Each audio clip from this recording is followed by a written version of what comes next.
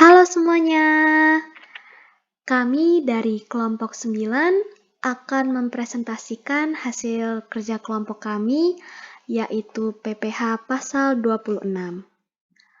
Kelompok 9 beranggotakan saya, yaitu Gabriela Tara, beserta rekan-rekan saya, yaitu Intan Permatasari, Intan Putri Brahmana, dan Luputu Kusuma. Selamat menyaksikan!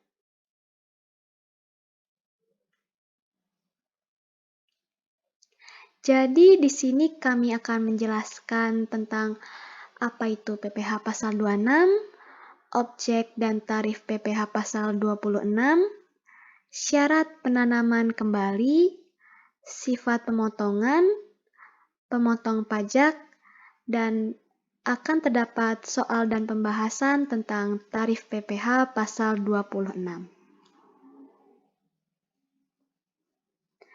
Jadi PPH pasal 26 mengatur tentang pemotongan atas penghasilan yang bersumber di Indonesia yang diterima atau diperoleh wajib pajak luar negeri, baik orang pribadi maupun badan, selain bentuk usaha tetap. Jadi bentuk usaha tetap atau BUT adalah bentuk usaha yang dipergunakan oleh orang pribadi yang tidak bertempat tinggal di Indonesia atau berada di Indonesia yang tidak lebih dari 183 hari dalam jangka waktu 12 bulan. Atau badan yang tidak didirikan dan tidak bertempat kedudukan di Indonesia untuk menjalankan usaha dan melakukan kegiatan di Indonesia. Yang menjadi wajib pajak PPH pasal 26 yaitu wajib pajak luar negeri, baik orang pribadi maupun badan, selain bentuk usaha tetap yang menerima atau memperoleh penghasilan. Tarif PPH pasal 26 umumnya adalah 20%. Namun jika kita mengikuti tax treaty atau perjanjian penghindaran pajak berganda atau bisa disingkat dengan P3B, maka tarif PPH pasal 26 dapat berubah. Untuk menghitung PPH pasal 26, yaitu 20% dikali dengan penghasilan bruto. Yang menjadi objek dalam PPH pasal 26, yaitu royalti, sewa, dan penghasilan lain sehubungan dengan penggunaan harta. Royalti itu adalah jumlah yang dibayarkan untuk penggunaan properti, seperti hak paten, hak cipta, atau sumber alam. Yang kedua ada bunga termasuk premium, diskonto, atau imbalan sehubungan dengan jaminan pengembalian utang. Yang ketiga ada hadiah dan penghargaan. Yang keempat ada imbalan sehubungan dengan jasa pekerjaan dan kegiatan. Yang kelima ada dividen. Dividen adalah bagian dari keuntungan perusahaan yang dibagikan kepada pemegang saham. Yang keenam ada pensiun dan pembayaran berkala lainnya. Yang ketujuh ada premi swap dan transaksi lindung nilai lainnya. Jadi di sini premi swap itu adalah selisih harga satu mata uang yang menjadi lebih mahal untuk dibeli dalam transaksi forward atau transaksi berjangka dalam penukaran valuta asing. Dan transaksi pengertian dari lindung nilai itu adalah suatu investasi yang dilakukan untuk mengurangi resiko pada suatu investasi. Dan yang terakhir yaitu ada keuntungan karena pembebasan utang. Selanjutnya materi akan dijelaskan oleh rekan saya yaitu Intan Permatasari. Baiklah, saya Intan Permatasari, NPM 19755019. Di sini saya akan menjelaskan lanjutan dari penjelasan Gaby sebelumnya. Kan yang sebelumnya dijelaskan oleh Gaby. Jadi objek dan tarif pajak PPh pasal 26 dengan tarif 20% kali penghasilan bruto. Jadi tarif 20% kali penghasilan bruto kan ada 8 objeknya. Contohnya, di sini saya akan menjelaskan contohnya. Yang pertama, suatu badan subjek pajak dalam negeri membayarkan royalti sebesar 100 juta rupiah kepada wajib pajak luar negeri. Tekankan wajib pajak luar negeri di sini sebagai subjeknya. Kemudian, subjek pajak dalam negeri tersebut berkewajiban untuk memotong pajak penghasilan 20%. Mengapa? Karena penghasilan yang didapat oleh wajib pajak luar negeri ini berasal dari royalti, di mana royalti sendiri masuk kategori 8 objek pajak 20% kali penghasilan bruto, royalti, sewa, dan penghasilan lainnya. Makanya dia langsung dikalikan dengan 20%. Jadi PPh yang wajib dipotong yaitu sebesar 20% dikali 100 juta rupiah, yaitu sebesar 20 juta rupiah. Contoh yang kedua, contoh yang selanjutnya, seorang atlet dari luar negeri yang ikut dari luar negeri, subjeknya atlet dari luar negeri yang ikut mengambil bagian dalam perlombaan lari maraton di Indonesia, kemudian dia merebut hadiah uang. Maka hadiah tersebut dikenai pemotongan PPh sebesar 20% karena penghasilan yang didapatkannya berasal dari hadiah. Hadiah tersebut masuk kategori 8 objek pajak PPh tarif 20% kali penghasilan bruto. Selanjutnya, kalau sebelumnya tarifnya sebesar 20% dari penghasilan bruto, sedangkan tarif yang berikutnya ini 20% dari penghasilan neto atau penghasilan bersih, di mana rumusnya 20% kali penghasilan neto. Objek pajaknya ada 3, yaitu pertama, penghasilan dari penjualan atau pengalihan harta di Indonesia, kecuali yang diatur dalam pasal 4 ayat 2 yang diterima atau diperoleh wajib pajak luar negeri selain BUT di Indonesia. Jadi,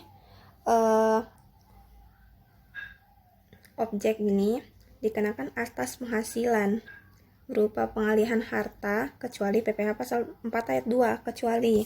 Jadi PPh pasal 4 ayat 2 ini seperti yang sudah kita pelajari pada materi sebelumnya, yaitu mengenai PPh final, yaitu PPh yang bersifat final dan tidak dapat dikreditkan dengan PPh terutang, di mana objek pajak PPh final pasal 4 ayat 2 ini sendiri yaitu penjualan yang penghasilannya kurang dari 4,8 miliar, yang peredaran brutonya kurang dari 4,8 miliar, kemudian bunga dari deposito dan jenis-jenis tabungan, kemudian hadiah lotre atau undian, kemudian transaksi saham serta surat berharga, serta pendapatan lain yang diatur oleh peraturan pemerintah. Jadi, penghasilan yang dikenakan tarif ini merupakan penghasilan dari penjualan atau pengalihan harta kecuali objek-objek yang saya sebutkan tadi. Contohnya, suatu perusahaan luar negeri mendapatkan penghasilan dari Indonesia dengan penghasilannya lebih dari 4,8 miliar. Nah, kalau begitu dia bisa dikenakan tarif 20% dari perkiraan penghasilan neto tersebut. Kemudian, objek yang kedua yaitu premi asuransi yang dibayarkan kepada perusahaan asuransi di luar negeri. Misalnya, PT Jaya Abadi membayar premi asuransi terhadap perusahaan asuransi di luar negeri, misalnya Amerika. Yang ketiga, penghasilan dari penjualan atau pengalihan saham sebagaimana dimaksud dalam pasal 18 ayat 3C. Jadi, yang dimaksud dalam pasal 18 ayat 3C Undang-Undang PPh ini sendiri yaitu penjualan saham antara perusahaan yang ada di Indonesia atau perusahaan yang berkedudukan di negara yang memberi perlindungan pajak seperti Indonesia dengan BUT yang berkedudukan di Indonesia. Jadi misalnya ada BUT yang ada di Indonesia melakukan penjualan saham dengan perusahaan yang ada di Indonesia, gitu contohnya, maka dikenakan tarif 20% dari perkiraan penghasilan neto. Yang selanjutnya, kalau sebelumnya tarif 20% dikali penghasilan bruto, 20% dikali dengan penghasilan neto, kemudian tarif berikutnya yaitu penghasilan kena pajak BUT, seperti rumusnya, jadi subjek pajaknya itu BUT luar negeri yang berkedudukan di Indonesia. Jadi rumusnya, penghasilan kena pajak BUT dikurangi terlebih dahulu dengan PPh terutangnya, baru hasilnya dikalikan dengan 20%. Kecuali penghasilan tersebut ditanamkan kembali di Indonesia. Apa sih maksudnya ditanamkan kembali di Indonesia? Misalnya, suatu BUT luar negeri memperoleh penghasilan dari Indonesia atas usahanya. Nah, BUT ini memilih untuk memutar kembali penghasilan tersebut untuk dijadikan atau ditanamkan menjadi modal kembali. Itu maksudnya ditanamkan kembali di Indonesia. Nama saya Intan Putri Brahmana. Saya akan menjelaskan tentang PPh pasal 26 untuk badan usaha tetap di Indonesia. Saya akan memberikan contohnya. Yang pertama, diketahui PKP BUT di Indonesia tahun 2009 adalah 17.500 juta rupiah. Pertama-tama kita harus mencari dulu pajak penghasilannya, yaitu 25% dikali 17.500 juta rupiah sama dengan 4.375 juta rupiah. Setelah diketahui hasilnya, baru kita bisa mencari PKP setelah pajaknya dengan cara PKP BUT yang sebesar 17.500 juta rupiah dikurangi dengan 4.375 juta rupiah. Hasilnya, PKP setelah pajaknya 13.125 juta rupiah. Setelah diketahui PKP setelah pajaknya, baru kita bisa mencari PPh pasal 26 terutangnya, yaitu 20% dikali 13.125 juta rupiah sama dengan 2.626 juta rupiah. Apabila penghasilan setelah pajak sebesar 13.125 juta tersebut ditanamkan kembali di Indonesia sesuai dengan atau berdasarkan peraturan Menteri Keuangan, atas penghasilan tersebut tidak dipotong pajak karena penghasilan setelah pajak itu ingin ditanamkan kembali di Indonesia.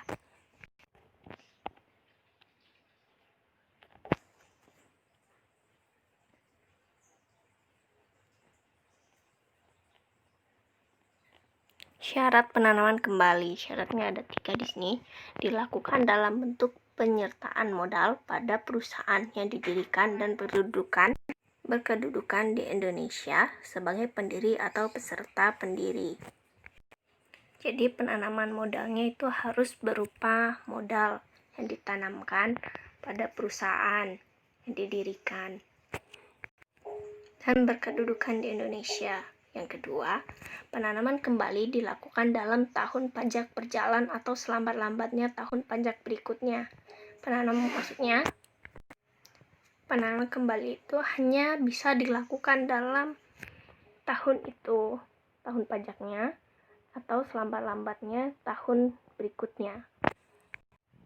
Tidak mengalihkan penanaman kembali tersebut sekurang-kurangnya dalam jangka waktu 2 tahun sesudah perusahaan tempat penanaman dilakukan berproduksi komersil.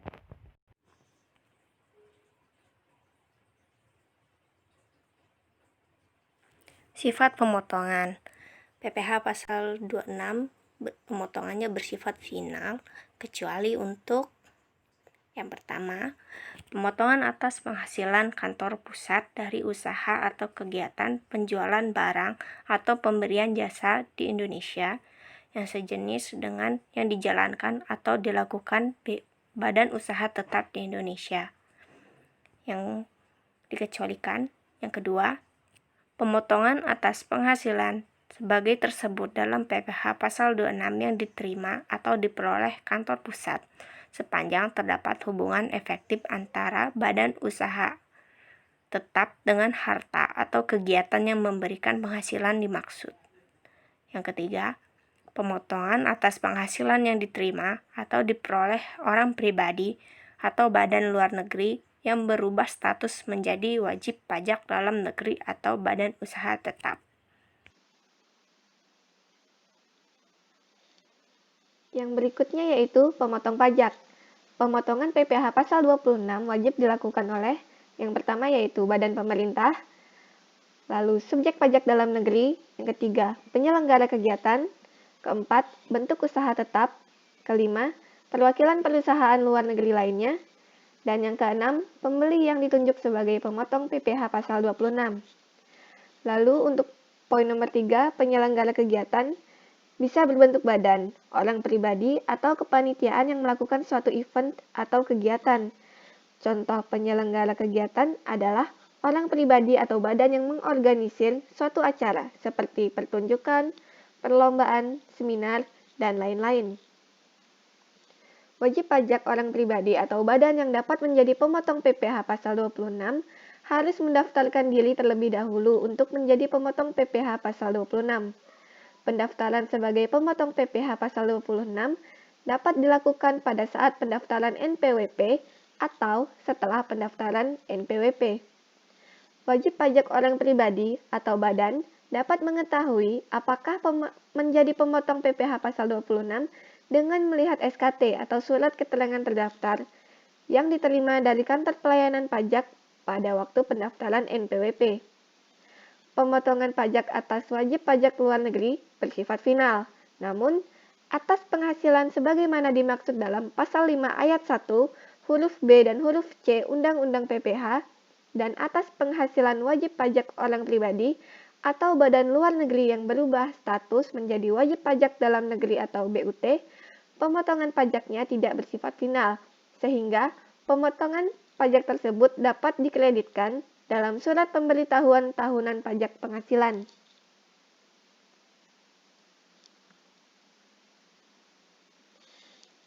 Contoh penghitungan pemotongan pajak PPh pasal 26. Mike adalah karyawan asing pada perusahaan PT Dira Consult. Mike bertempat tinggal kurang dari 183 hari. Mike sudah beristri, mempunyai seorang anak. Dalam bulan April 2009, Mike memperoleh gaji sebesar 5.000 USD sebulan.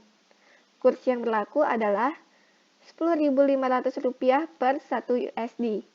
Penghitungan pasal PPh pasal 26-nya yaitu penghasilan bruto berupa gaji sebulan, yaitu gaji sebesar 5.000 dikali dengan kurs yang berlaku yaitu sebesar Rp10.500, sehingga hasilnya yaitu Rp52.500.000. Penerapan tarif PPh pasal 26 yaitu 20% dikali dengan penghasilan bruto, sehingga penghitungannya yaitu 20% dikali dengan Rp52.500.000, totalnya yaitu Rp10.500.000. Jadi, PPh pasal 26 atas gaji Mike bulan April 2009 adalah Rp10.500.000.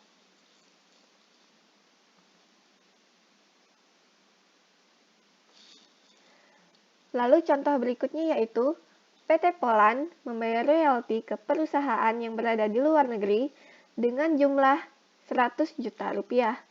Besarnya PPh pasal 26 yang harus dipotong PT Polan yaitu penghasilan brutonya yaitu Rp100 juta dikali dengan tarif sebesar 20%, sehingga totalnya yaitu Rp20 juta untuk PPh pasal 26. Lalu contoh berikutnya, Kementerian Kesehatan membayar tenaga ahli dari Meksiko sebesar 10.000 USD dan kurs pada saat pembayaran yaitu Rp10.000 per 1 USD. Sehingga penghitungan pasal PPh pasal 26 yaitu penghitungan brutonya dikali dengan 20%. Penghitungan brutonya yaitu pendapatannya sebesar 10.000 USD dikali dengan kurs yang berlaku sebesar Rp10.000 per 1 USD dikali dengan 20%. Sehingga didapat hasil 20 juta rupiah. Sekian presentasi dari kelompok kami. Bila ada salah kata, kami mohon maaf. Terima kasih sudah menyimak presentasi kali ini.